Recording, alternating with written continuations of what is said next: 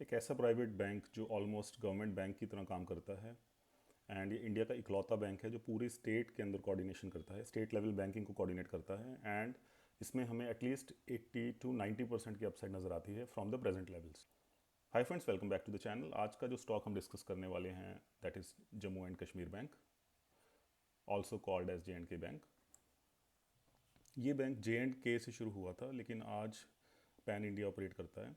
सबसे पहले हम फंडामेंटल्स इसके डिस्कस करेंगे, देन फाइनेंशियल नंबर्स, उसके बाद लास्ट में टेक्निकल चार्ट्स, जैसे कि हम हर स्टॉक के साथ करते हैं। तो लेट्स गेट स्टार्टेड। सो जैसे कि इसकी वेबसाइट आप देख सकते हैं। So like any private bank सभी फीचर्स आपको यहाँ पे दिखेंगे, like mobile app, QR payments और डिजिटल पेमेंट्स। इनकी ज़्यादातर इनकी पेमेंट्स डिजिटल में ही हैं आजकल, 86% से ज़्यादा इनकी पेमेंट्स डिजिटल में हैं। कोर बैंकिंग की अगर हम बात करें फंडामेंटल्स की, तो ये एक छोटा सा विजुअल आपको काफ़ी हेल्प करेगा। सबसे पहले अगर बिजनेस सेगमेंट की बात करें तो रिटेल बैंकिंग में इसका जो शेयर है वो 60% है और ट्रेजरी में 21%, कॉर्पोरेट बैंकिंग में 19%। तो रिटेल बैंकिंग में अगर 60% है तो मेजरली जो जो JNK बैंक है वो रिटेल में काम करता है। वॉल्यूम पे ऊपर ये लोग प्ले करते हैं रेदर दैन के बड़े बैंक, बड़े लोन्स कम लोगों से।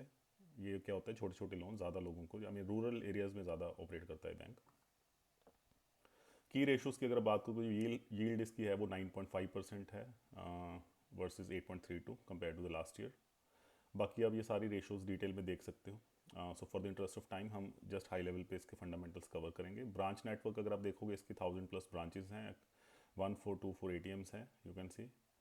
ब्रांच ब्रेकअप जैसे कि हमने अभी डिस्कस किया कि रूरल में बैंक ज़्यादा काम करता है, तो ज़्यादातर इसकी ब्रांचेस जो हैं वो रूरल एरिया में है, विच इज़ 54%। लोन बुक इसकी ऑलमोस्ट 1 लाख करोड़ के अराउंड है। ये आप इसका एडवांस ग्रॉस का इसका मिक्स देख सकते हैं कि कहाँ कहाँ कैसे कैसे ये लोग लोन प्रोवाइड करते हैं। जैसे पर्सनल फाइनेंस 39% है, सर्विसेज में 21, agriculture etcetera etcetera.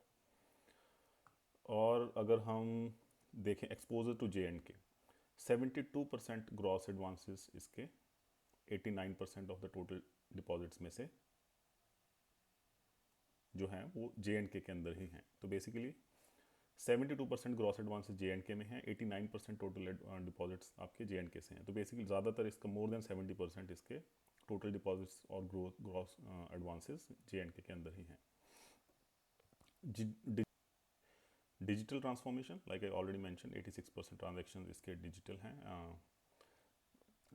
As on 2024। छोटा सा फंड रेज भी किया था कंपनी ने 750 करोड़ का इन दिसंबर 2023। फोकस की अगर बात करें तो कंपनी या बैंक JNK जो भी है, तो ये एक्सपैंड कर रहे हैं JNK के beyond and they are trying to penetrate more and more in the retail segment and they are focusing on the non interest income. ये आप देख सकते हैं इनके फाइनेंशियल 2025 के जो टारगेट्स हैं और कितने अचीव हुए कितने नहीं, वो हमें इस ईयर पता चलेगा। ठीक है, तो ये बेसिक सा एक फंडामेंटल्स था JNK के बारे में। Now let's move to the financials. तो JNK के फाइनेंशियल्स की अगर हम बात करें तो मार्केट कैप इसका है 11,365 करोड़ और करंट प्राइस इसका है 103। इसके अंदर सबसे इंटरेस्टिंग बात है वो है इसकी बुक वैल्यू। जो इसकी बुक वैल्यू है 30 से 40% इससे ऊपर चल रही है।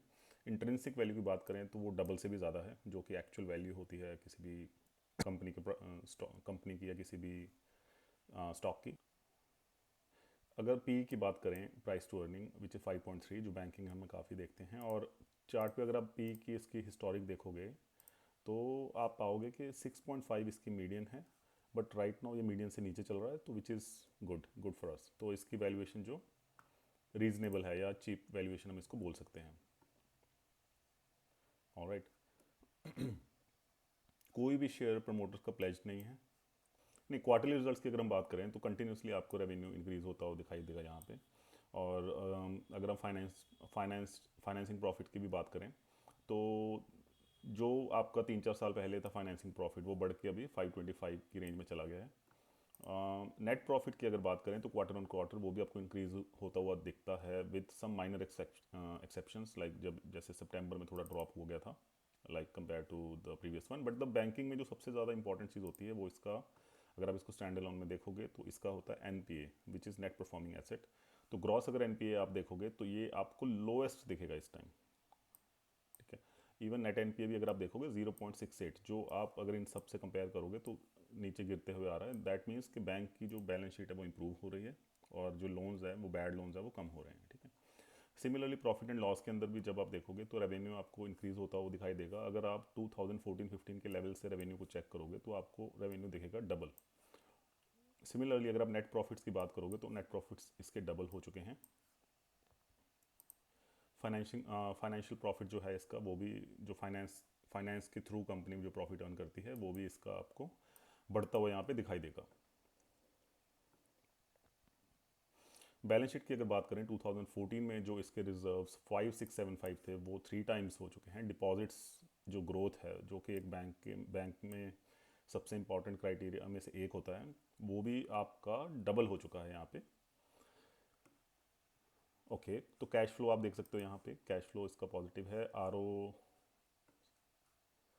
ओ ई भी इसकी 15-16% के अराउंड है, which I don't give much weightage to R O E. Some people give that but consider I don't consider much R O E while analysing the stocks, because इसके अंदर वो डेट वगैरह जो होता है उसकी एडजस्टमेंट ठीक से कैलकुलेट होकर नहीं आती है। So I prefer to see R O C E rather than R O ई।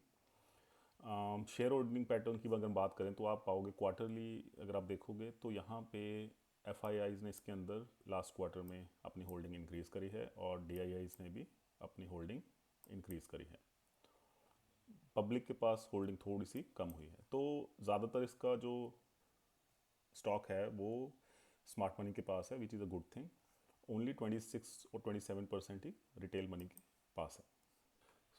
सो ये था इसका बेसिक्स फाइनेंशियल्स और fundamentals. Let's move to technicals now. तो टेक्निकल्स में अगर हम देखें तो इसने अपना लाइफ टाइम हाई 2014 में लगाया था, विच वाज अराउंड 194 रुपीज़। अभी ये प्राइस चल रहा है 103 पे। तो अगर हमने जैसे यहाँ पे चेक किया इसके फाइनेंशियल्स में कि इसका जो नेट प्रॉफिट है वो पिछले 10-12 साल में डबल से भी ज़्यादा हो चुका है और वो कंटिन्यूसली इंप्रूव ही हो रहा है। अगर आप देखोगे 12 से 17-18 के अराउंड हुआ, फिर 2021 हुआ, अभी जो ट्रेलिंग 12 मंथ से 21 चल रहा है। अगर साल के एंड तक ये 26, 27, 28 तक भी होता है तो काफ़ी अच्छी ग्रोथ हमें दिखाई दे सकती है यहाँ पे। तो यहाँ से अगर आप प्राइस एक्शन चेक करोगे तो ये कंटिन्यूसली प्राइस यहाँ से आपका यहाँ पे हाई लगाने के बाद उसके बाद से कंसोलिडेट हो रहा है यहाँ पे। और as per my previous experience जैसे ही इसके फाइनेंशियल्स इंप्रूव होते हैं या इसकी फंडामेंटल हेल्थ इंप्रूव होती है तो ये प्राइस अपने वापस से लाइफ टाइम हाई को टेस्ट करने के लिए चल पड़ता है। सो लाइफ टाइम हाई तक का अगर हम इसकी जर्नी देखें तो वो 88.88%, तो रफली 89% हमें नज़र आता है यहाँ से। एंड मुझे कोई इसमें डाउट या रेड फ्लैग नहीं दिखाई देता कि ये वहाँ तक क्यों नहीं जाएगा। So I will be buyer in this and but with strong disclaimer like this is not a recommendation. Also one more thing, एक बार इसका मैं आपको स्वॉट एनालिसिस भी दिखा देता हूँ। अगर हम इसका स्ट्रेंथ की बात करें तो ये लीडिंग बैंक है 12 डिस्ट्रिक्ट्स के अंदर, और इसका जो JNK के अंदर एक्सपोजर है वो थोड़ा ज़्यादा है। तो इसकी वीकनेस के अंदर हम कह सकते हैं कि पॉलिटिकल वहाँ पे जो सिचुएशन थोड़ी ठीक नहीं रहती है। बट ये थोड़ा सा भी पुरानी चीज़ हो गई है क्योंकि जब से 370 हटाया है तो तब से चीज़ें कंटिन्यूसली इंप्रूव हो रही हैं। इकोनॉमिक डाउनटर्न जो है वो इसके लोन बुक पे इम्पैक्ट डाल सकता है like any other bank. So this is not specific to this bank. Opportunity की अगर बात करें तो ये अभी जैसे कि हमने डिस्कस किया तो ये डिफरेंट रीजन्स में एक्सपैंड कर रहा है बियॉन्ड JNK। तो इसके लिए मार्केट ह्यूज है। So there is a huge opportunity. अब क्योंकि अगर कोई भी कंपनी एक्सपैंड करने की कोशिश करती है तो उसके लिए फर्टाइल लैंड भी चाहिए उसको। Fertile land in the sense कि उसके पास डिमांड होनी चाहिए, मतलब कि उसको कोई प्रॉब्लम होनी चाहिए सॉल्व करने के लिए। तो इसके लिए इस बैंक के पास काफ़ी ज़्यादा बड़ा कस्टमर बेस इसके लिए खुल जाएगा, बिकॉज पहले ये सिर्फ JNK में ऑपरेट कर रहा था, अभी ये उसके बियॉन्ड भी जा रहा है, राइट। और इसकी लोन बुक्स कंटिन्यूसली इंप्रूव हो रही है, तो सारी चीज़ें हमारे इसके फेवर में ही हैं। So I will not be having any stop loss in this stock and ठीक है, मैं इसको आराम से 2-3 साल तक होल्ड करूँगा फॉर दिस टारगेट ऑफ 89%। और इसको अगर आने में 2 साल भी लगते हैं so I don't mind waiting for that, because अगर 2 साल में अगर 45-50% के अराउंड मेरे रिटर्न्स बनते हैं per annum, that's a very good return. और इसके अंदर अपने को डिविडेंड यील्ड भी मिल जाता है अराउंड 2%, तो which is again a plus point. So ये था फ्रेंड आज का stock J&K bank. I hope आपको कुछ सीखने को मिला होगा। ठीक है, प्लीज़ इसको एजुकेशन की तरह लीजिए कि कैसे किसी भी गवर्नमेंट बैंक को या प्राइवेट बैंक को आप एनालाइज करते हैं for your investments and minimising your risk and maintaining your safety margins. This is not an investment advice.